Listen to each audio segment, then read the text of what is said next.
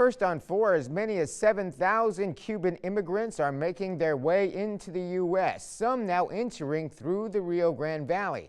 CBS 4's Annalise Ortiz is live from the Hidalgo International Bridge, where several immigrants have even crossed the border today. Annalise. Those immigrants did not want to talk on camera, but they did tell CBS 4 News they were from Cuba. They had passports in hand and suitcases ready to go. Now, Congressman Henry Cuellar says that this is something he's been seeing in Laredo for quite some time now. He doesn't expect it to stop unless policies change. This group of Cuban immigrants had just crossed into the United States through the Hidalgo International Bridge Tuesday in South Texas.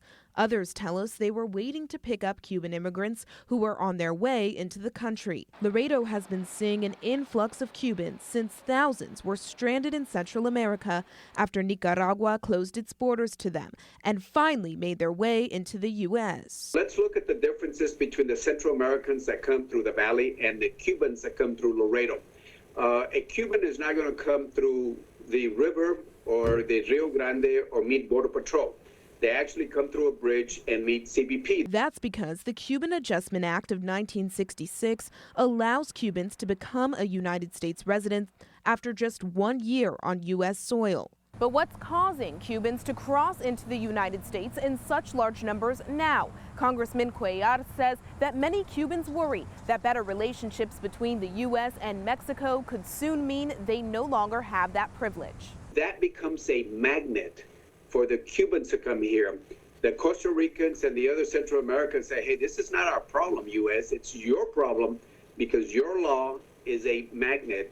Cuellar believes that policy should change in order to make the situation fair for all immigrants. A business owner and Cuban migrant who made his way to the U.S. in the 60s agrees, but understands why people continue to flee the place he once called home.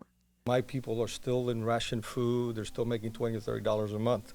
So to me, we're hoping the best, and I hope there is changes, but we deep down don't think so, because you got to change the person. The person is a bad man, Fidel Castro. Sister Norma Pimentel runs this respite center where immigrants can find a change of clothes and a warm meal after crossing the border. She says they've seen few Cubans yet, but are prepared should there be a spike in coming weeks. Just like any people from Central America, they've been through a very difficult journey. They need help, they need care, and we're opening our doors of Sacred Heart to do that. U.S. Customs and Border Protection issued a statement. The agency says it is prepared to handle the expected increase of Cubans applying for admission right here on the South Texas border. Live from the Hidalgo International Bridge, Annalise Ortiz, CBS 4 News and ValleyCentral.com.